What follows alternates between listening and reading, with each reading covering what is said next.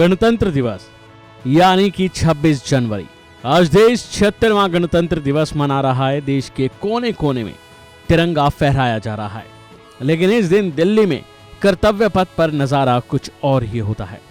आसपास के लोग तो इसको देखने के लिए सुबह से ही कर्तव्य पथ पर परेड देखने के लिए जाते हैं, तो वहीं सारा देश इस परेड का लुत्फ टीवी पर देखकर उठाता है। इस परेड में हमें भारत की सैन्य ताकत से रूबरू कराया जाता है, जिसमें न सिर्फ तमाम सशस्त्र फोर्स बल्कि देश की संस्कृति की भी झलक देखने को मिलती है।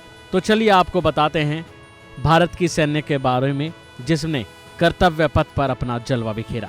पहले आपको बता दें कि परेड की शुरुआत 61 कैवेलरी द्वारा की गई, जो दुनिया की एकमात्र सक्रिय घुड़सवार रेजिमेंट है। इस रेजिमेंट के लेफ्टिनेंट आहान कुमार हैं, जिन्होंने नेतृत्व किया। इसके बाद कर्तव्य पथ पर परेड के दौरान भारतीय सेना की आधुनिक ताकत का जोरदार प्रदर्शन किया गया। इसमें ब्रह्मोस मिसाइलें, Pinaka multi launcher rocket system, BM-21 अग्निबाण यानी कि 122 mm multiple barrel rocket launcher और आकाश वेपन सिस्टम जैसे उन्नत हथियार शामिल थे। बता दें कि परेड के लिए भारतीय सेना के पैदल सेना कॉलम ने भी अपनी क्षमताओं की ताकत दिखाई, जिसका जनता ने खूब लुत्फ उठाया। इसकी शुरुआत ऑल टेरन व्हीकल यानी कि चेतक और स्पेशलिस्ट मोबिलिटी व्हीकल यानी कि कपिध्वज से हुई, जो खास तौर पर ऊंचाई वाले और कठिन क्षेत्रों में संचालन के लिए डिजाइन किए गए हैं। अब बात करते हैं पथ पर और हथियारों की। बता दें कि लाइट स्पेशलिस्ट व्हीकल यानी कि बजरंग और vehicle mounted infantry mortar system यानी कि एरावत, इनकी ताकत को दिखाया गया।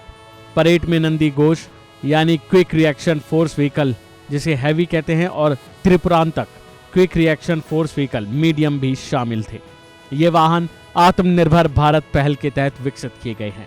स्वदेशी तकनीक से बने बख्तरबंद वाहन उच्च सुरक्षा और गतिशीलता प्रदान करते हैं, जो हमारे देश की सेना को एक अलग ही ताकत का एहसास कराते हैं।